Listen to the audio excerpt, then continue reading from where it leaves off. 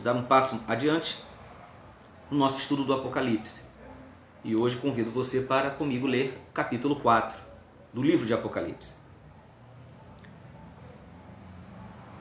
Mas antes de ler Apocalipse, eu quero ler também com vocês. Vamos ler primeiro lá em Salmos, no capítulo 99.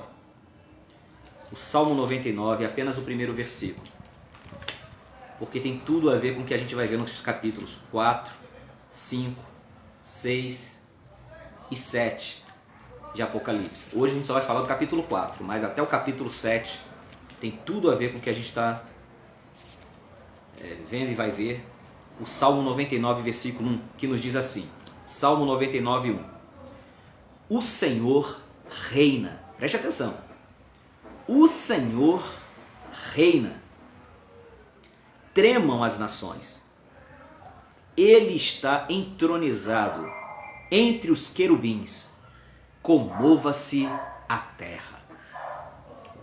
Salmo 99, versículo 1.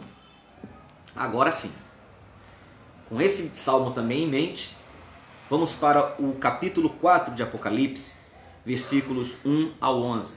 É um capítulo curto, mas de uma profundidade extraordinária. Apocalipse 4, do 1 ao 11, diz assim: Depois destas coisas, escreveu João, Depois destas coisas, olhei, e eis que estava uma porta aberta no céu. E a primeira voz, que como de trombeta ouvira falar comigo, disse: Sobe aqui, e mostrar-te-ei as coisas que depois destas devem acontecer. E logo fui arrebatado em espírito, e eis que um trono estava posto no céu, e um assentado sobre o trono. E o que estava sentado era, na aparência, semelhante a pedra jaspe e sardônica, e o arco celeste estava ao redor do trono, e parecia semelhante a esmeralda. E ao redor do trono havia 24 tronos, e vi assentados sobre os tronos 24 anciãos vestidos de vestidos brancos, e tinham sobre suas cabeças coroas de ouro. E do trono saíam relâmpagos e trovões e vozes, e diante do trono ardiam 7 lâmpadas de fogo, as quais são os 7 Espíritos de Deus. E havia diante do trono um como um mar de vidro, semelhante ao cristal. E no meio do trono, e ao redor do trono, 4 animais, ou seres viventes, cheios de olhos, por diante e por detrás.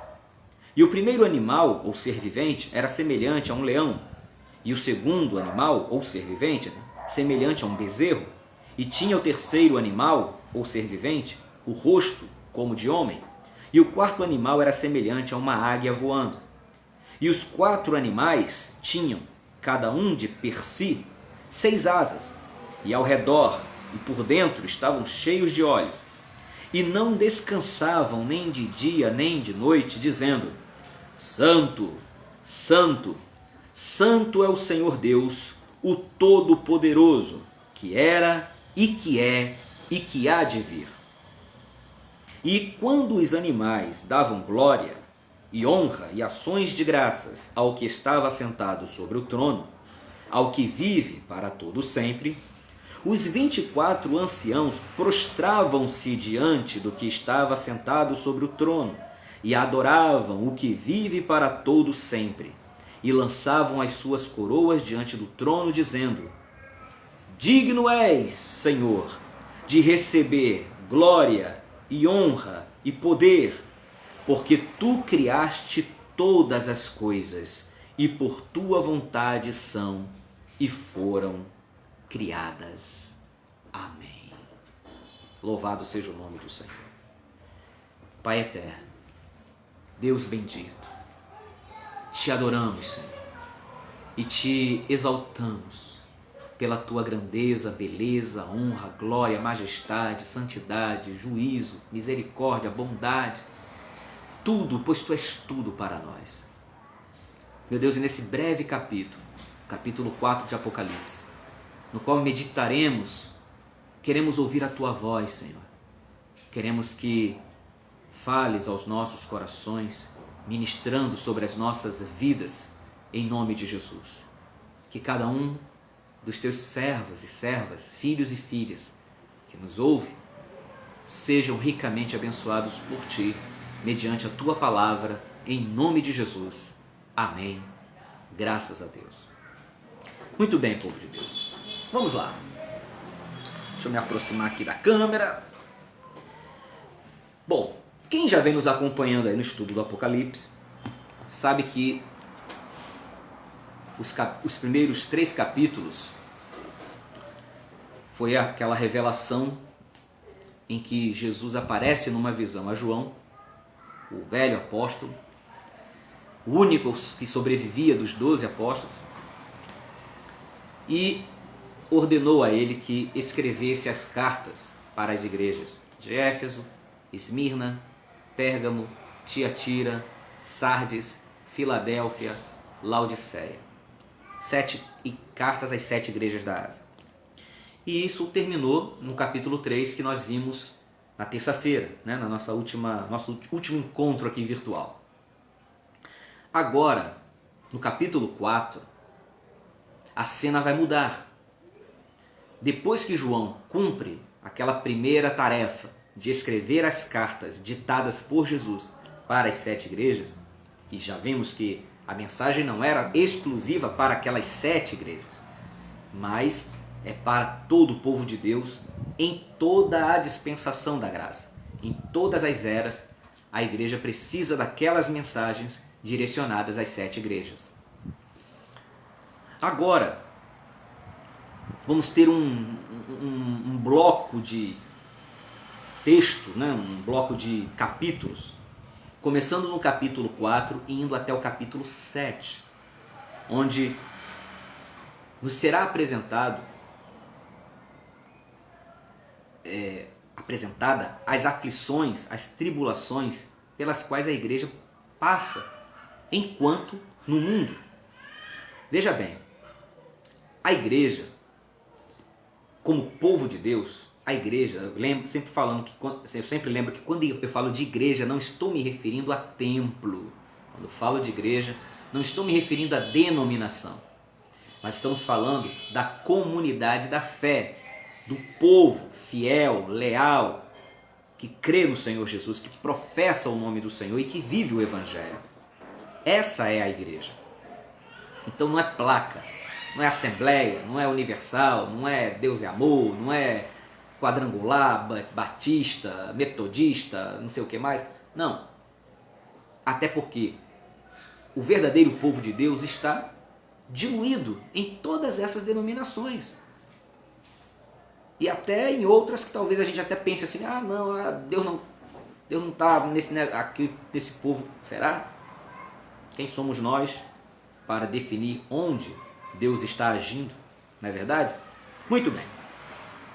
Então agora, enquanto nas 7 cartas, foi falado das aflições que a igreja estava passando naqueles dias,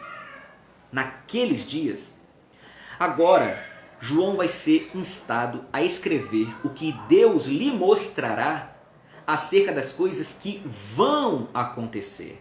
Disse aqui Deus, Jesus, né, a palavra que foi dirigida a João, aqui no início do capítulo 4. Escreve as coisas que vão acontecer. Eu vou te mostrar o que há de acontecer. Então, para os dias de João, era algo que estava para o futuro. Você está entendendo? Então, não está se falando aqui de coisas que vão acontecer só no final da era da igreja, um período que se chama Grande Tribulação. Mas é o que a igreja vai passar durante toda a era em que ela estiver na terra, no mundo. Porque quando o povo de Deus é fiel, vive o Evangelho, pratica a verdade, sofrerá oposição do mundo. Apesar de na introdução, lá no início do estudo, no início de janeiro, nós temos falado, assim, dado uma visão geral. Irmãos, vão perdoando aí que a gente tem uns vizinhos cachorros, que estão um pouco agitados. Aí você deve estar ouvindo aí uns latidos, mas são cachorros da vizinhança aí. Vai perdoando. Ainda bem que a Bíblia diz que os cães não herdarão o reino, né? Deixa eles latirem, não vão ficar de fora. Brincadeira, irmão. Cães lá tá falando que a gente de natureza ruim, tá? quando lá na palavra fala que os cães ficaram de fora. É gente de natureza ruim. Muito bem, voltando então ao Apocalipse, nós vimos que o Apocalipse tem partes, tem seções, né? Tem blocos de assunto. Mas existem duas divisões principais no Apocalipse. Então, do capítulo 1 até o capítulo 11 do Apocalipse, a ênfase está na perseguição e na oposição que o mundo faz à igreja. Capítulo 1 ao capítulo 11, a ênfase está na oposição que o mundo faz à igreja. Então, no capítulo 1, na visão, a igreja foi retratada como 7 castiçais. Então a igreja tem que brilhar num mundo que está em trevas. O mundo se opõe à igreja para que ela não brilhe, para tentar ofuscar a sua luz. Porém, quando chegar no capítulo 12, será revelado aquele dragão, a antiga serpente chamada Diabo e Satanás, lembra? Capítulo 12, nos é apresentado então o dragão, que batalha contra Miguel e os seus anjos. Então, o dragão e seus anjos do mal lutando, pelejando contra Miguel, que peleja pelo Senhor, e os seus anjos. E depois, no capítulo 13, nos são apresentadas as bestas. A besta que sobe do mar e a besta que sobe da terra. E mais adiante, nos é apresentada a prostituta montada sobre uma besta, que depois é retratada como chamada de a Grande Babilônia. Então, o dragão, que é o diabo, e os seus aliados, os seus correligionários, que são as duas bestas, né? E a prostituta, ou a Grande Babilônia, a meretriz, são os que se opõem a Cristo e, consequentemente, ao povo que pertence a Cristo. Então, do capítulo 12 para frente, vai ser mostrado que essa perseguição que a igreja sofre da parte do mundo tem uma origem que está no reino espiritual. Então, o mundo se opõe à igreja porque o diabo está pelejando contra Cristo e a sua igreja. Então, o que nós vemos da oposição do mundo, neste mundo, aqui nessa existência, nessa vida, o que a gente percebe da oposição do mundo é uma consequência, é um efeito secundário de uma batalha muito mais profunda, de uma batalha espiritual que está ocorrendo nas regiões celestiais. Você está entendendo? Então, Apocalipse tem essas duas divisões. Até o capítulo 11, o mundo se opondo à igreja. Porém, no capítulo 12 para frente, nós somos convidados a ver que essa oposição do mundo tem uma origem numa batalha espiritual mais profunda, que não está perceptível a esses olhos, mas ao povo que pertence a Deus, nos é revelado no Apocalipse que a nossa luta não é contra a carne e o sangue, mas contra os principados, as potestades, as hostes espirituais da maldade nas regiões celestiais, como escreveu Paulo lá na carta aos Efésios. Tudo bem? Só que, antes de vermos as aflições que a igreja passará no mundo, porque veja bem, a igreja não é mais do mundo, mas ela está no mundo. E por estar no mundo, a igreja está passível das mesmas aflições que se abatem sobre o mundo. O crente, irmão, vamos tirar essa coisa da cabeça, de que o crente, porque ele é dizimista, porque ele evangeliza, porque ele ora, porque ele jejua, porque ele lê a Bíblia toda por ano, né? Em cada ano ele lê a Bíblia toda, por conta do cumprimento de seus deveres para com Deus e a sua palavra, ele é inatingível. Ele não pode ser alcançado por calamidades. Não é isso que a Bíblia nos diz. A Bíblia diz, pelo contrário, que muitas são as aflições do justo.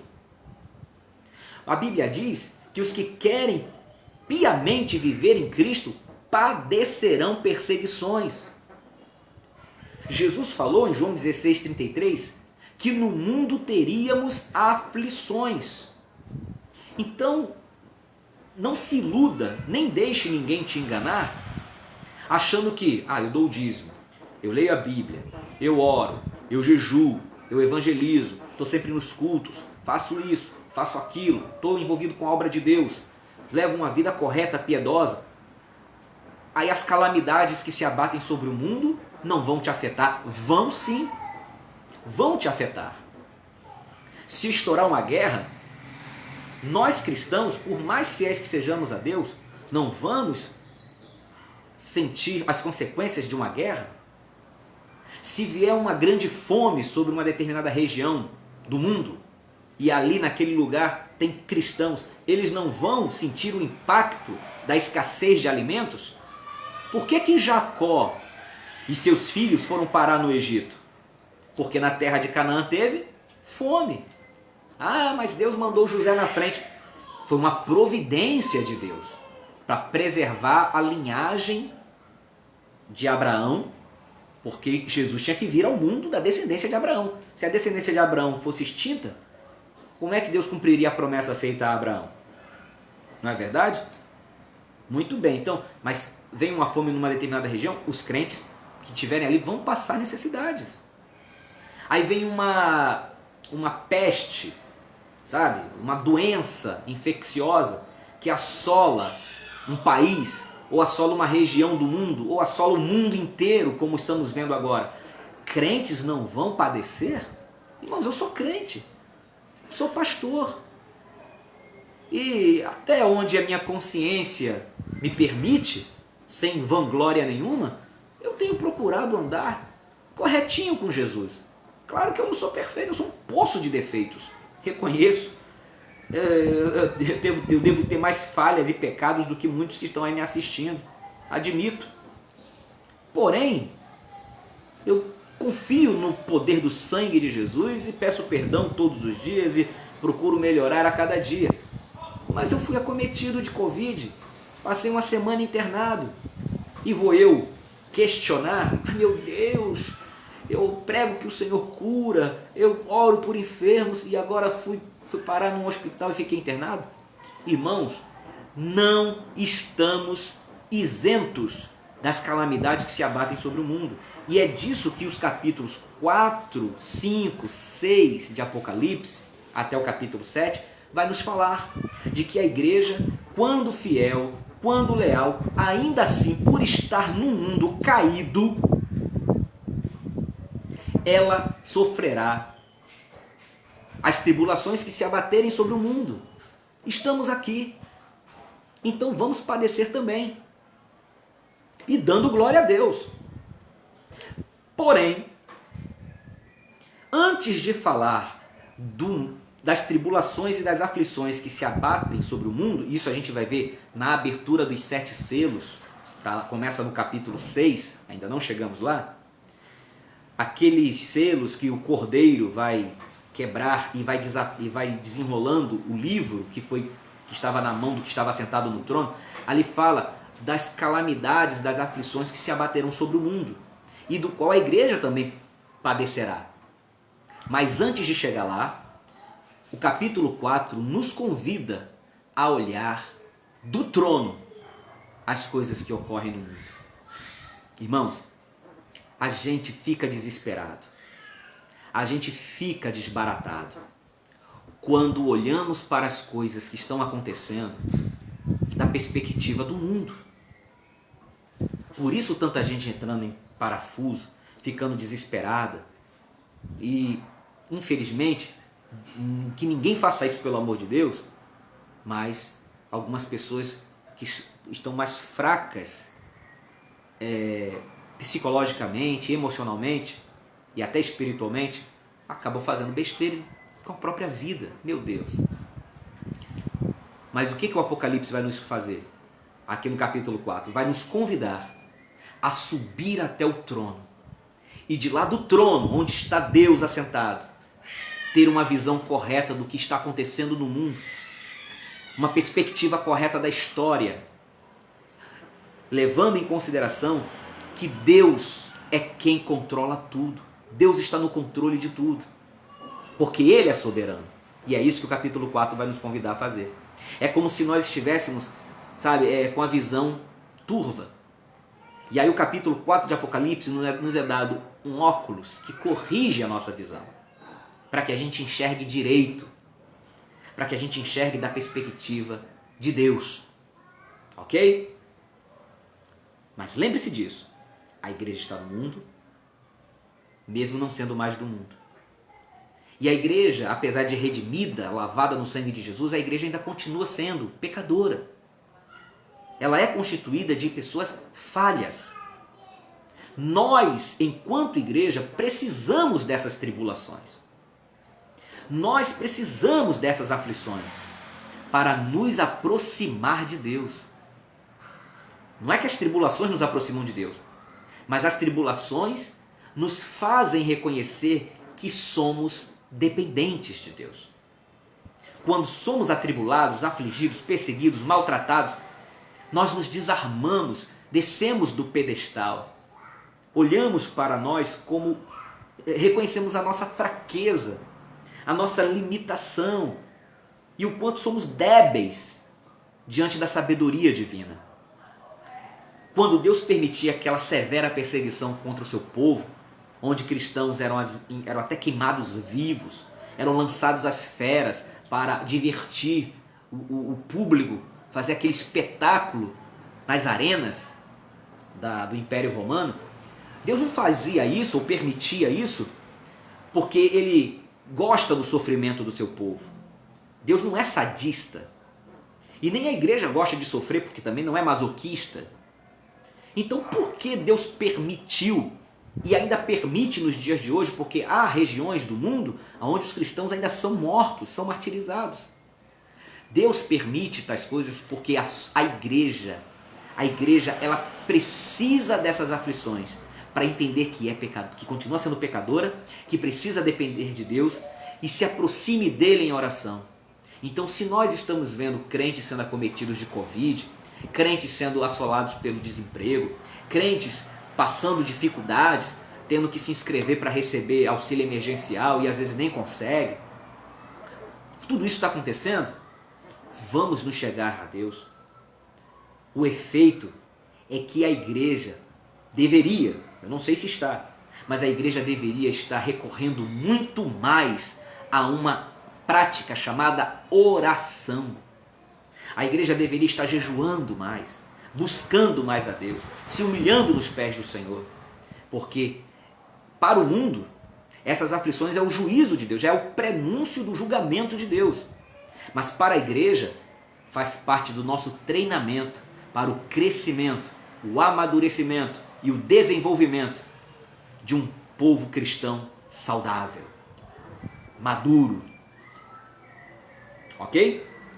Muito bem. Então vamos para o capítulo 4 e vamos ver o que agora acontece. Diz aqui, ó, depois destas coisas, olhei. Depois destas coisas, quer dizer, depois de ter escrito as cartas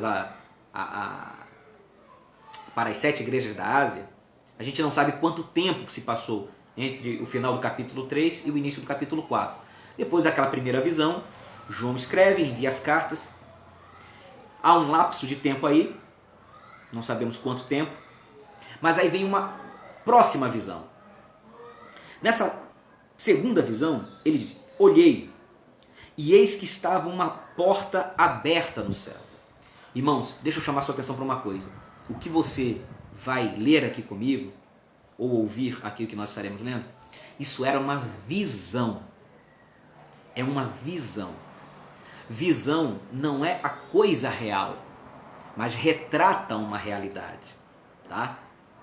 Então, João vai descrever aqui tantas coisas que ele viu, que se a gente for entender, se nós entendermos que existe, de fato, o que ele está descrevendo, irmão, então no céu tem umas criaturas assustadoras, né?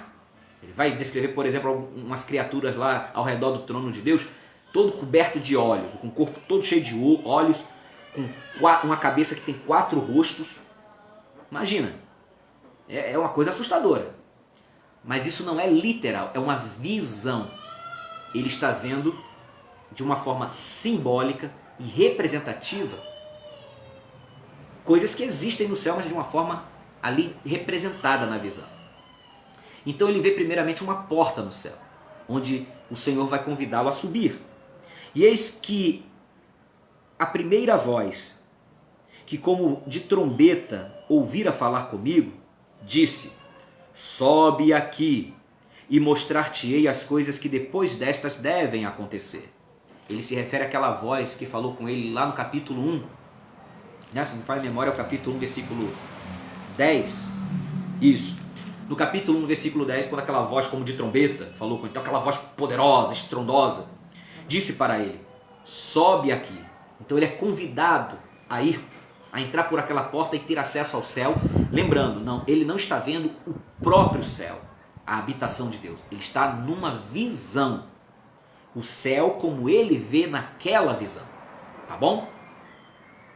E aí, diz o versículo 2: e logo fui arrebatado em espírito, e eis que um trono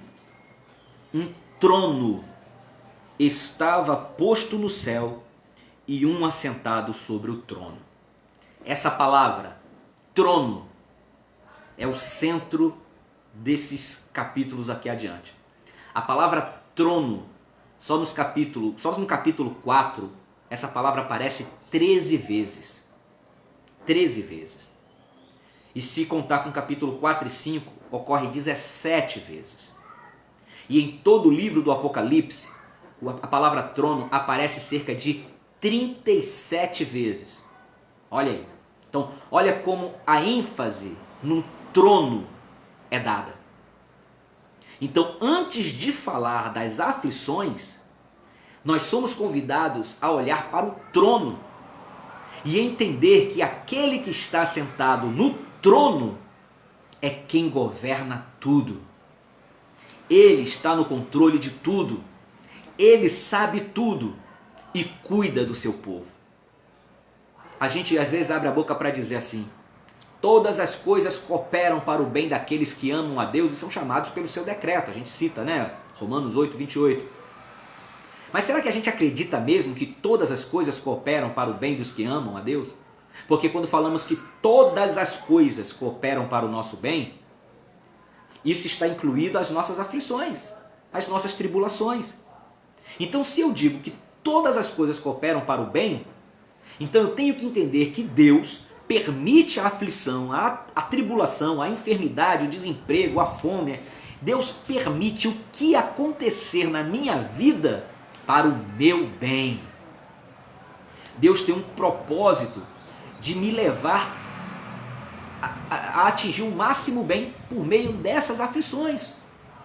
Mas você só vai aceitar isso, você só vai compreender isso, você só vai glorificar em meio às aflições que Deus permite se abater sobre a tua vida quando você tiver uma visão correta do trono e de quem está sentado sobre ele. Eu ouvi um glória? Aleluia! Glória a Deus! Muito bem. Então João foi arrebatado em espírito, significa que ele passou para um grau de profundidade daquela visão. O que é estar em espírito? Ele não está falando aqui quando a Bíblia fala assim, que nós devemos andar em espírito. É que a gente tem que ter uma vida direcionada por Deus, né? A gente tem que andar na orientação do Espírito Santo. Mas aqui quando ele diz que foi arrebatado em espírito, ou ele estava em espírito, tem outro sentido. Uma pessoa ela pode ter uma visão sem estar no espírito, como João descreve aqui. O que isso quer dizer? Exemplo, vou dar um exemplo. Lá em Atos capítulo 7, nos é falado do martírio de Estevão. Todo mundo lembra da história de Estevão. Debateram com ele, quando não conseguiram vencê-lo no argumento, não conseguiam falar com a sabedoria dele, confrontá-lo, o arrastaram para fora da cidade e o apedrejaram. Naquele momento, Estevão teve uma visão. Ele viu o céu aberto e Jesus à direita do Pai. Mas veja que ele estava tendo uma visão, mas ele conseguia ver e ouvir os seus opositores. Então ele não estava no espírito, no sentido de não estar desconectado do seu corpo físico. Entenderam? Então é possível uma pessoa ter uma visão e continuar ouvindo, vendo, percebendo o que está acontecendo ao redor do seu corpo físico. Assim foi com Estevão, Assim foi com o próprio Jesus, quando, ao ser batizado, né, Mateus 3,16, ele foi batizado, saiu da água e, enquanto orava, o Espírito Santo, ele viu, ou teve uma visão, Jesus viu o Espírito Santo vindo como uma pomba sobre ele. Mas Jesus não perdeu os sentidos do que estava acontecendo ao seu redor. Ele sabia que estava às margens do Rio Jordão, que tinha acabado de ser batizado, estava ali junto de João Batista, junto de outras pessoas, entendeu? Mas no caso de João, aqui no Apocalipse, quando ele diz que foi arrebatado em espírito, ou que ele passou a se encontrar no espírito, isso significa que ele teve a primeira visão, ele viu a porta no céu, ele ainda estava conectado ao corpo, vendo o que estava acontecendo ao seu redor. Mas quando aquela voz poderosa disse, sobe para aqui e vou te mostrar o que há de acontecer depois destas coisas, naquele momento ele foi desconectado do seu corpo. Ele já não ouvia com esses ouvidos, nem enxergava com esses olhos, nem percebia mais nada que estava ao seu redor. Os seus sentidos passaram a estar integralmente focados no que Deus o mostrava em visão. É nesse sentido que ele diz que foi arrebatado, ou estava no espírito, entendeu? Totalmente desligado do que estava ao redor do seu corpo. Muito bem. Então ele foi arrebatado em espírito. E o que ele vê quando ele adentra o céu, naquela visão? Lembrando, é na visão que ele está vendo o trono e o céu, como lhe é apresentado, ok? Ele diz que então no versículo de número 2, que estava posto um trono e um assentado sobre o trono. Veja que ele é indireto ao se referir a Deus que está no trono, porque ele não viu Deus, porque Deus não pode ser visto. Deus nunca foi visto por ninguém. Deus é espírito. Então, ele indiretamente ele diz, havia alguém no trono. Ele vai dar um pouquinho de uma descrição mais adiante, mas veja que ele não se atreve a tentar detalhar, porque Deus, ele viu apenas vamos dizer assim, o refulgor, o esplendor da majestade, o refulgor da santidade, o brilho da santidade de Deus, da magnificência de Deus. Ele não viu Deus como sendo uma pessoa, um ser humano ali.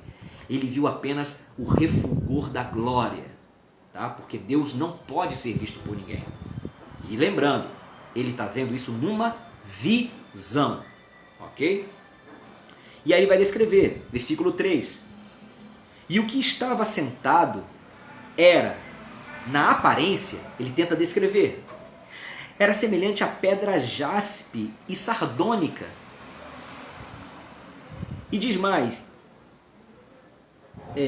a pedra jaspe e sardônica, e o arco celeste estava ao redor do trono e parecia semelhante à esmeralda. Bom, ele faz comparações ao brilho, ao esplendor de pedras preciosas ou semi-preciosas.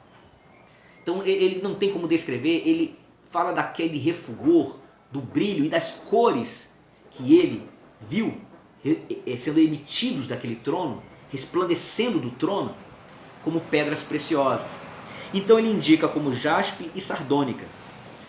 O jaspe que ele fala aqui, muitos tentam explicar como sendo um diamante. Um diamante translúcido, transparente. E quando o sol, uma luz forte, bate naquela pedra, ela brilha daquele resplendor claro, branco. É nesse sentido que ele está falando. Ele via aquele brilho, aquela luz, aquela glória, como se fosse um diamante translúcido. Porém, ele também diz que também havia uma aparência semelhante à pedra sardônica. A pedra sardônica, ela é valiosa e é muito estimada pelos tons de vermelho que tem. Então, além de um brilho branco, ele via também um resplendor avermelhado. E isso retrata, né, a santidade de Deus, que não tolera o pecado e por isso tem que punir e julgar o pecador. Isso fala do juízo de Deus. A cor vermelha que é emitida do trono. Continuando. E o arco celeste estava ao redor do trono e parecia semelhante à esmeralda.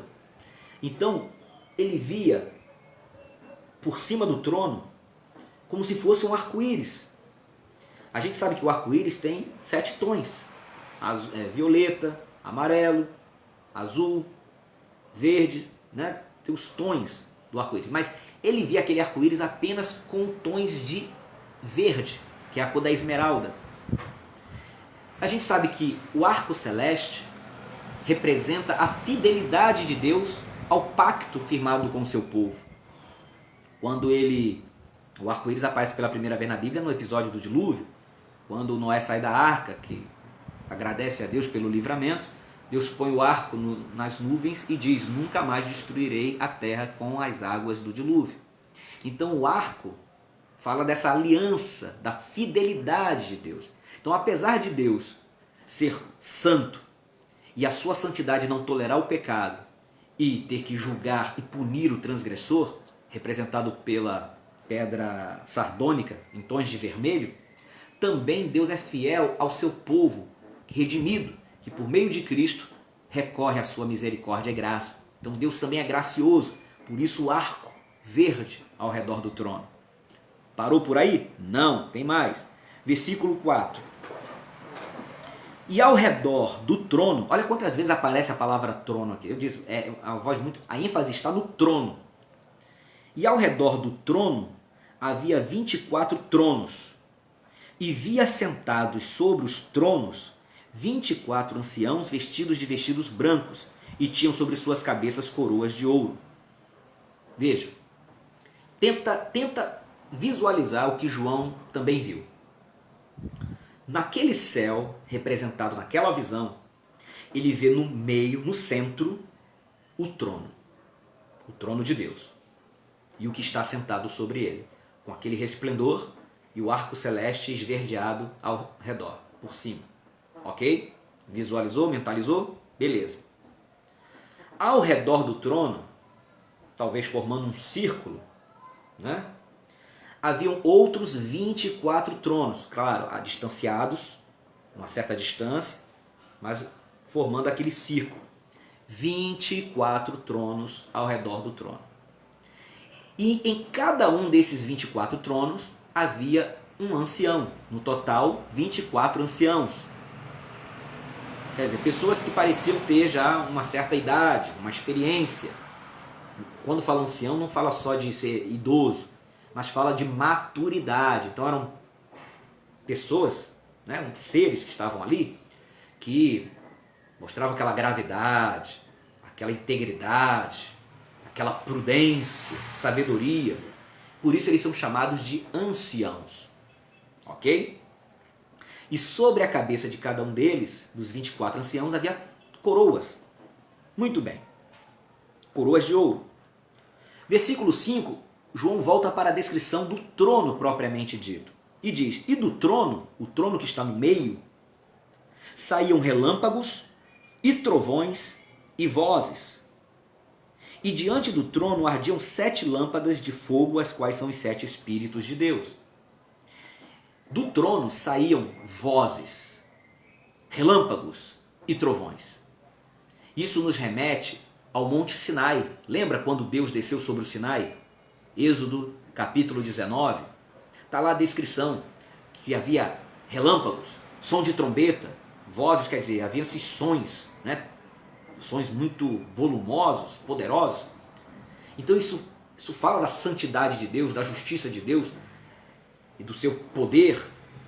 Então aqueles sons saíam do trono com relâmpagos, com trovões, imagine. E na frente do trono havia uma espécie de um candelabro. Havia 7 lâmpadas com tochas acesas, as 7 lâmpadas, 7 tochas, fala lâmpadas, quer dizer 7 chamas acesas naquele candelabro, que João diz que eram os 7 Espíritos de Deus. Ou seja, o Espírito Santo, sempre ativo, sempre dinâmico, como fogo, sempre ativo e dinâmico, para comunicar vida, porque fogo fala também de calor, mas para o ímpio é juízo, para o ímpio é condenação, Mas para o remido, para o piedoso, para o que teme a Deus e treme diante da palavra e santidade de Deus, esse fogo é poder, esse fogo é graça, esse fogo é purificação, esse fogo é santidade. Então quando fala ali dos 7 Espíritos de Deus, está falando porque não há 7 Espíritos de Deus, há um só Espírito Santo, que é retratado no Apocalipse como os 7 Espíritos de Deus, porque é o Espírito Santo na sua plenitude. É o Espírito do Senhor, o Espírito de fortaleza, o Espírito de conhecimento, o Espírito de sabedoria, o Espírito de temor do Senhor, o Espírito de graça. São os 7 Espíritos de Deus. Ou seja, a manifestação cétupla, plena, completa e total do Espírito Santo. Parou por aí? Não. Continuando no versículo 6. E havia diante do trono um como mar de vidro, semelhante ao cristal. Olha, a visão que João está tendo desse pedaço do céu, né, onde está o trono de Deus, ele está descrevendo, ele está tendo uma visão similar ao arranjo que havia no tabernáculo, construído por Moisés no deserto, que depois passou para o templo de Salomão. Como é que era a organização? Quem já estudou a Bíblia sabe, mas vamos recapitular aqui rapidamente. Havia o lugar mais sagrado no interior, no mais interior do tabernáculo ou do templo, que era o Santo dos Santos, onde estava a Arca da Aliança, onde se dizia que Deus estava entronizado entre os querubins. Então ali retratava o trono da majestade de Deus, sobre a tampa da Arca da Aliança, chamada propiciatório. Ok? Beleza. Onde havia inclusive a representação de 2 querubins, 2 seres angelicais, com as suas asas estendidas, tocando as pontas uma na outra. E era ali no meio que a glória de Deus se manifestava, a chamada Shekinah. Ok? Muito bem. Então, na visão que João tem, onde ele está vendo o trono de Deus, é o Santo dos Santos celestial. Voltando para o templo ou para o tabernáculo, conforme você vai saindo, vai indo mais para o exterior do templo, você vai saindo, aí você sai do lugar santíssimo, passa o véu para fora, você entra no lugar santo. E ali ficava, para quem sai do lado direito, ficava o candelabro com as 7 lâmpadas. Um candelabro feito de ouro. É o que João vê. Na frente do trono havia as 7 lâmpadas, as 7 tochas ardentes, que são os 7 Espíritos de Deus. Olha que coisa linda. Então é como se João estivesse vendo o verdadeiro tabernáculo, o verdadeiro santuário no céu, que aquele tabernáculo terrestre representava. Saindo mais para o exterior do tabernáculo ou do templo, depois que você saía do lugar santo, passava o outro véu, indo para o pátio do templo, do lado de fora você encontrava, logo na entrada do santuário propriamente dito, uma pia. Na época do tabernáculo, era uma pia, um lavatório feito de bronze, onde era colocada água limpa para os sacerdotes lavarem as mãos e os pés para poder ministrar no santuário. Já nos tempos de Salomão, quando foi construído o templo, aquela pia que era pequena, ela foi substituída por um outro instrumento chamado mar, um mar de bronze. Por que era chamado mar? Porque era um tanque enorme, era um tanque grande, que ficava apoiado sobre uma base em forma de bois, tudo feito de bronze. Então havia aqueles bois feitos de bronze, que era uma base, e nas costas daqueles bois de bronze ficava aquele grande recipiente que armazenava um volume grande de água limpa. Por isso era chamado o mar de bronze. Só que João aqui, ele vê diante do trono, também, havia diante do trono, versículo 6, um mar de vidro. Então, um mar que ele está falando aqui, na nossa cabeça a gente pensa logo na praia, né? Um mar. Não, o mar é um recipiente grande de água que ele descreve como sendo de vidro. Quer dizer, será que era translúcido? A gente não tem uma ideia dos detalhes. É o que João tenta descrever. Era um mar de vidro.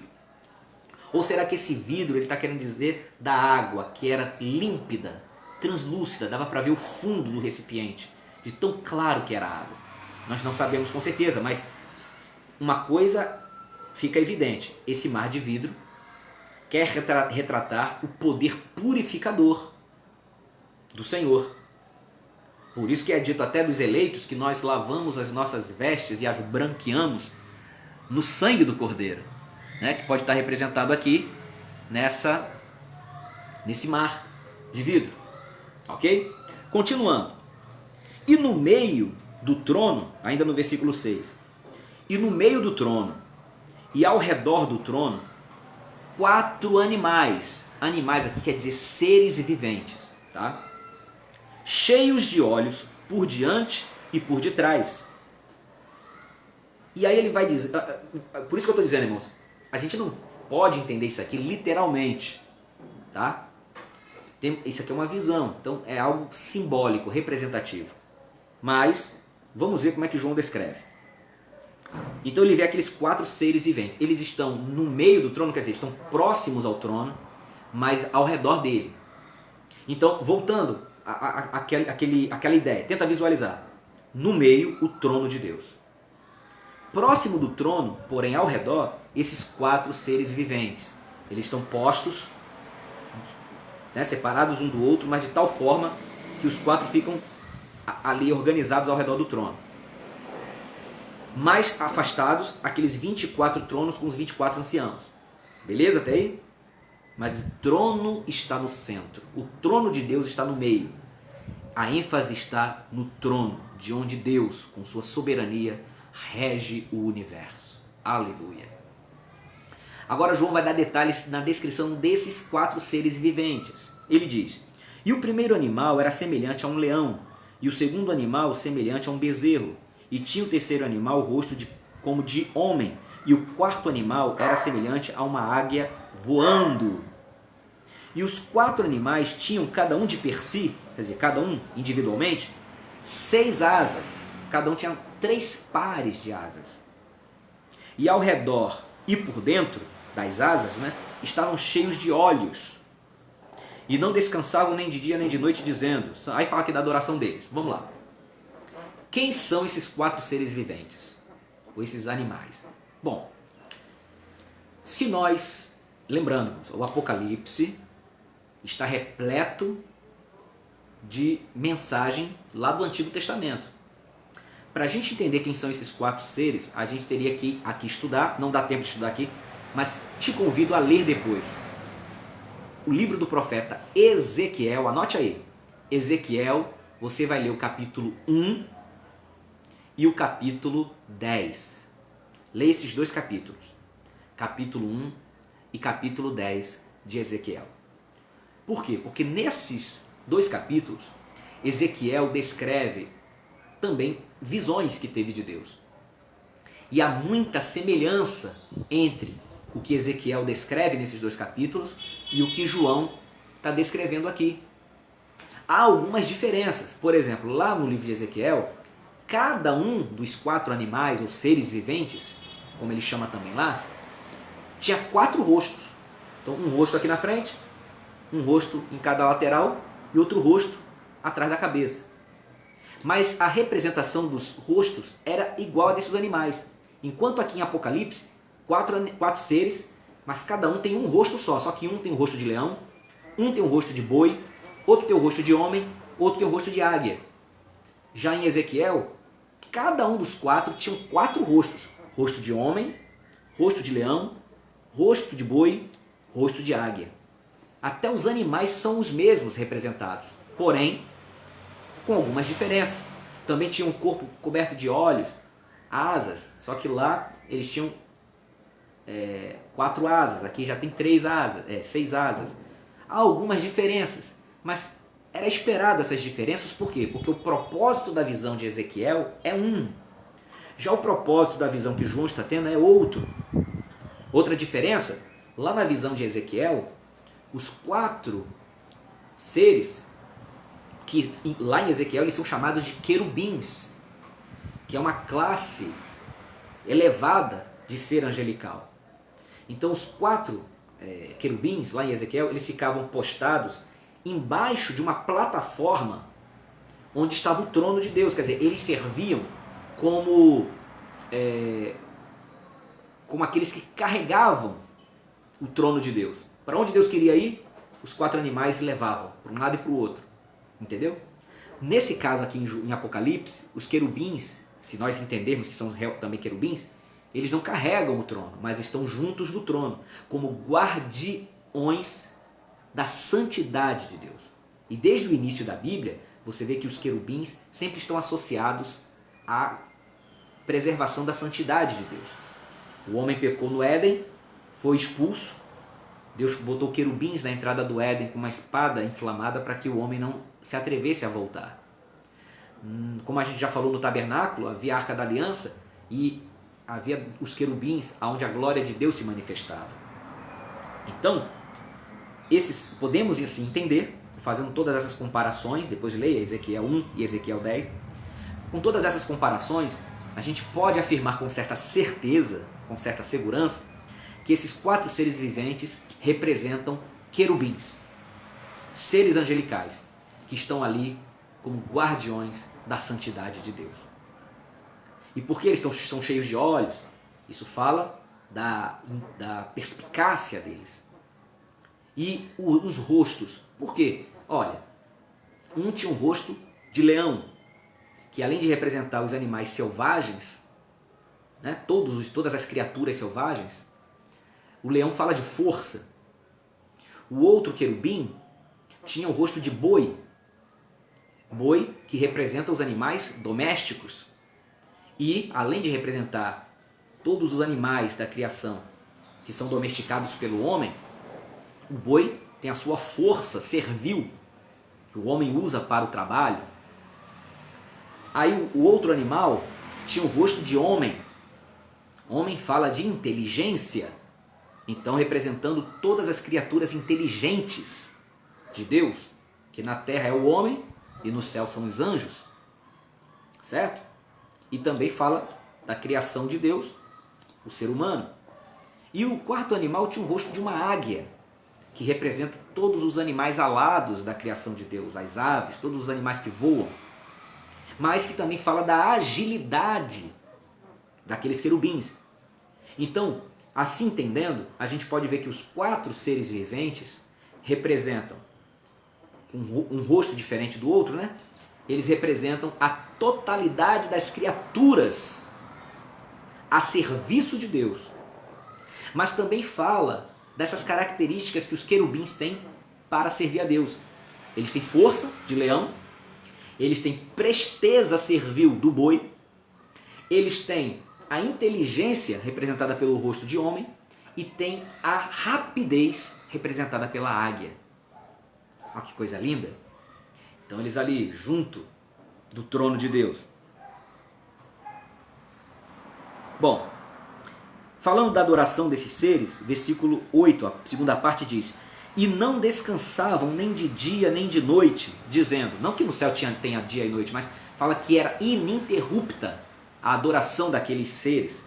E eles diziam assim, ó: Santo, Santo, Santo é o Senhor Deus, o Todo-Poderoso, que era e que é e que há de vir. Então eles estão ali continuamente: Santo, Santo, Santo é o Senhor Deus Todo-Poderoso, que é e que há de vir. Santo, Santo, Santo é o Senhor Deus Todo-Poderoso, que é, que eras e que há de vir. Santo, Santo, e continuamente adorando. Imagina a cena, que coisa linda. O trono no meio, com aquele resplendor de glória, com o arco celeste esverdeado ao redor, os 4 seres viventes poderosos, tremendos, rejubilando, glorificando, adorando, magnificando, bendizendo. E mais afastado, aqueles 24 tronos. Mas o que representam aqueles 24 tronos? Eu já falei? Não falei não. Mas o que representam? Os 24 anciãos. É um grande número de estudiosos que entendem que os 24 anciãos são a representação da totalidade da igreja. E aí alguém me perguntaria: mas pastor, de onde é que tiraram essa explicação? Vou lhe explicar, vamos lá. Leia aí comigo, Apocalipse capítulo 21. Aqui mesmo em Apocalipse. No capítulo 21, No capítulo 21 é descrito a Santa Cidade, a Nova Jerusalém. Que entendam, irmãos, também não é uma cidade, quer dizer, quem quiser entenda como sendo literal. Hoje eu entendo que não é literal, tá? Essa cidade também é simbólica e representativa. Ela simboliza o povo de Deus. Assim como no Antigo Testamento, como é que o povo fiel do Senhor era retratado? A Virgem de Sião, né? Então, a Virgem de Sião era representada como sendo a cidade amada por Deus. Mas na verdade era o povo. Deus não ama a cidade. Deus não ama os muros. Deus não ama as casas. Deus não ama as ruas. Quando diz que Deus amava a sua santa cidade, na verdade está dizendo que Deus ama o povo que habita ali. Então, a Santa Jerusalém, ou a Virgem de Sião, como era representada, a cidade como sendo uma donzela prometida em casamento para o seu marido, futuro marido. Então Deus era o marido e o povo leal do Senhor era representado como sendo a Virgem de Sião, a Santa Cidade. Assim, no Novo Testamento, em especial aqui no Apocalipse, o povo do Senhor, a igreja de Deus, o povo é retratado na descrição dessa santa cidade, a Nova Jerusalém. Então a Nova Jerusalém não é uma cidade literal, com muros de verdade, com ruas de ouro. Imagina, tem crente que vai dormir sonhando, vai dormir sonhando, andando descalço em pepitas de ouro, pedrinhas de ouro. Você acha mesmo, irmão, que a gente vai precisar pisar com o pé descalço em ruas com calçadas de ouro? Não é esse o objetivo do Apocalipse. Isso é simbólico, é representativo. Então, a Nova Jerusalém, ela fala da unidade do povo de Deus, tanto do Antigo quanto do Novo Testamento. Os fiéis de todas as eras. Então, aqui na descrição da cidade, olha o que João escreveu sobre a cidade. Versículo 12. Apocalipse 21, 12.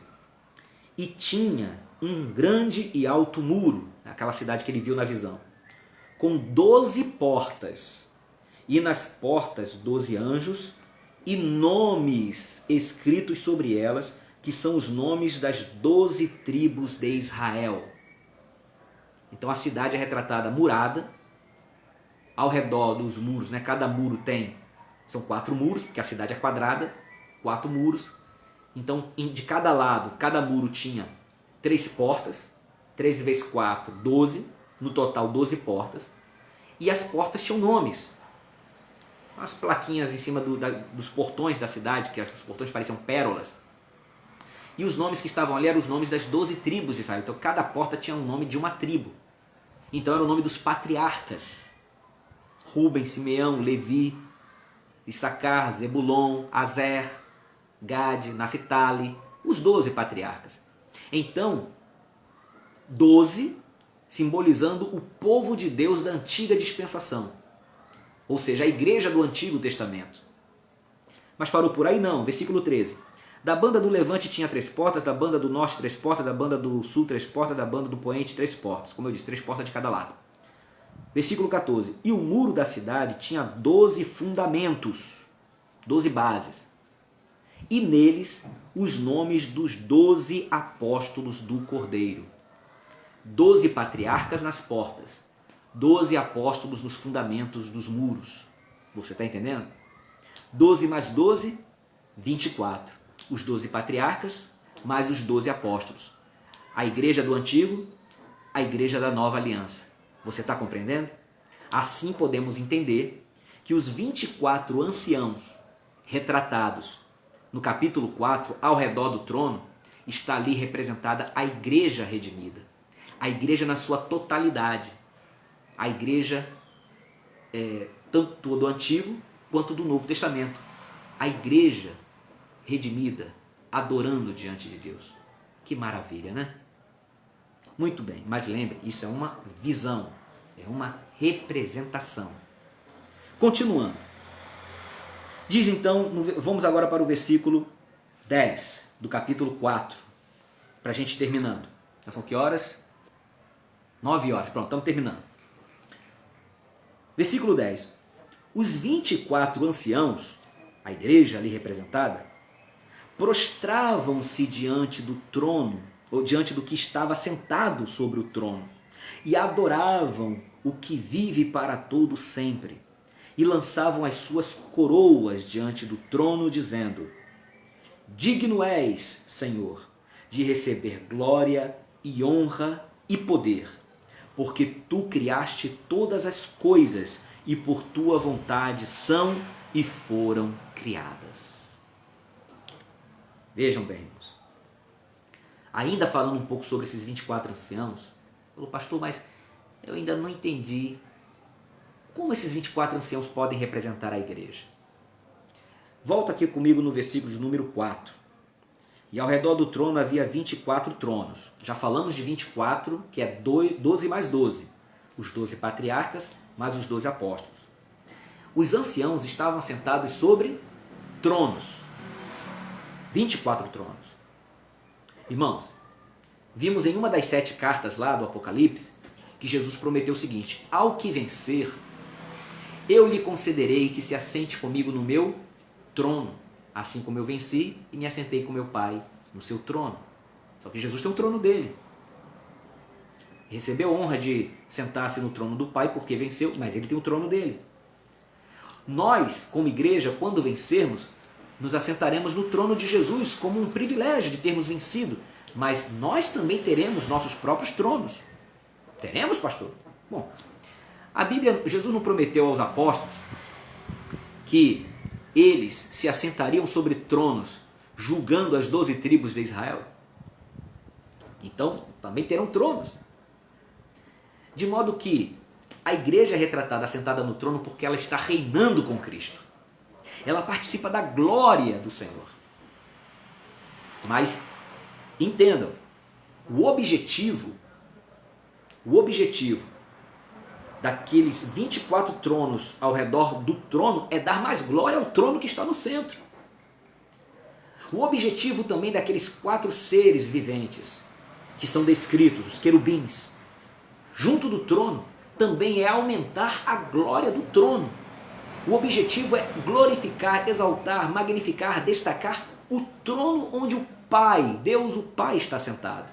Então o foco da atenção não são os 24 anciãos, não são os 4 seres viventes, mas aquele que está no trono. Porque se João tivesse visto apenas um trono no meio vazio, sem nada ao redor, um trono no meio do nada, o que esse trono está fazendo aí? Ainda que aquele que está sentado nele é glorioso, mas quando estão ali as mais altas patentes angelicais, dando honra, glória, poder, louvor, majestade, e ainda mais ao redor, 24 anciãos, que estão, como diz no versículo 4, vestidos de branco, porque foram purificados, foram justificados, e tem coroas em suas cabeças, coroas essas que eles lançam aos pés do que está sentado no trono, ou seja, eles depositam tudo o que são e têm aos pés do que está sentado no trono. Então tudo que somos e temos, nós tomamos a nossa coroa e depositamos nos pés daquele que vive e reina para todo sempre. Aleluia! Então o objetivo é mostrar que aquele trono que está no centro, onde o Pai está sentado, esse trono é o centro de tudo. Então na Bíblia, na cosmologia bíblica, o universo não é nem geocêntrico, não é a Terra que é o centro do universo, nem heliocêntrico, não é o Sol que é o centro do universo, mas na cosmologia bíblica, claro, estou falando isso de forma espiritual, não científica, na forma espiritualmente falando, o centro do universo é o trono de Deus. O trono de Deus é o centro do universo. Então, assim como João foi chamado para entrar por aquela porta posta no céu e contemplar o trono que rege todo o universo, assim nós somos convidados a corrigir a nossa visão espiritual e não olhar para as coisas que ocorrem no mundo, as coisas inclusive que nos atingem, incluindo nossas aflições, tribulações, perseguições. Nós não temos que olhar essas coisas como sendo uma fatalidade, como sendo um acidente no meio do percurso, como sendo algo que ninguém controla, ninguém tem domínio ou governa isso. Não. Deus é quem governa tudo. O que sucede a nós e o que ocorre no mundo é permissão de Deus. Deus está sentado no trono. Como Isaías viu no capítulo 6 do livro do profeta Isaías, ele diz: no ano em que morreu o rei Uzias, eu vi o Senhor assentado sobre um alto e sublime trono. O rei Uzias havia morrido. O trono dos homens aqui na terra havia ficado vago e seria substituído. O rei seria substituído por outro, pelo seu herdeiro. Mas no céu há um trono que nunca está vago, porque o rei que está sentado sobre esse alto e sublime trono vive para todo sempre. E dali ele governa. Ele, com sua soberania, ele tem domínio sobre toda a sua criação, que são aqui representados por esses querubins, representados pelos anciãos, representado por tantos outros que serão vistos no capítulo 5, que nós não vamos falar hoje, deixaremos para a próxima oportunidade. Então assim, nós, quando olhamos a história, o fluxo do que ocorre no mundo, olhando lá do trono, como João viu, com o trono no centro do universo, a gente descansa, a gente confia, a gente não teme, a gente não se assusta, a gente não se apavora, porque Deus é quem está assentado no trono. Louvado seja Deus. E aí aqueles 24 anciãos, para a gente concluir mesmo, eles lançavam as suas coroas e se prostravam, eles estão em contínua adoração. Esse é o papel da igreja. Temos que estar em contínua adoração. Ah, mas tem a pandemia. Adoremos. Ah, terceira guerra mundial. Adoremos. Ah, deu uma praga de gafanhotos, comeu toda a lavoura, vai faltar alimentos. Adoremos. Fui mandado embora do emprego e não recebi nada. Vou meter na justiça, mas vou ficar esse tempo todo sem dinheiro. Adoremos. Ah, apareceu com uma enfermidade, uma coisa que eu não tinha antes, está me afetando a saúde. Adoremos. Tudo que somos e temos, como coroas, lancemos aos pés daquele que está sentado no trono. Adoremos o tempo todo. Senhor, digno és, Senhor, de receber glória e honra e poder. E diz o final do versículo 11, porque tu criaste todas as coisas. Tudo que existe é criação de Deus. E por tua vontade são e foram criadas. Tudo só existe por causa da vontade de Deus. Os homens se organizam, os homens planejam, os homens criam estratégias, mas quem prevalece é a vontade de Deus. As coisas só existem porque Deus quer que elas existam. O que está sucedendo no mundo só está sucedendo porque Deus quer, Ele está permitindo que tais coisas sucedam. Eu fui internado, voltei, estou aqui, porque Deus quis. Mas se Deus tivesse outros planos, eu estaria agora a 7 palmos debaixo da terra. E sem direito a velório, viu? Porque morrer de Covid, meu irmão, não dá nem para dar o último adeus. É caixão lacrado, pouquinhas pessoas e joga no buraco e já foi. Não é assim? Mas Deus quis que eu voltasse, Deus quis que eu estivesse aqui, estivesse alto, me recuperasse. Estamos aqui. Então o que sucede de bom ou de ruim, o que sucede que a gente goste ou não, o que sucede está debaixo da soberania daquele que criou todas as coisas e que só existem essas coisas porque Ele quer. É segundo a sua vontade.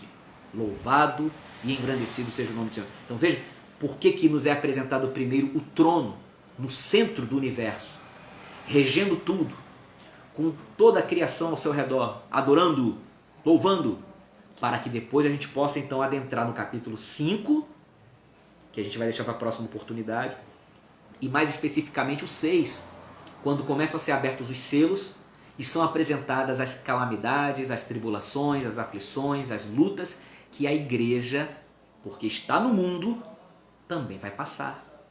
Então eu não tenho o que temer. É como Paulo escreveu aos Romanos, Quem nos separará do amor de Cristo? É a tribulação?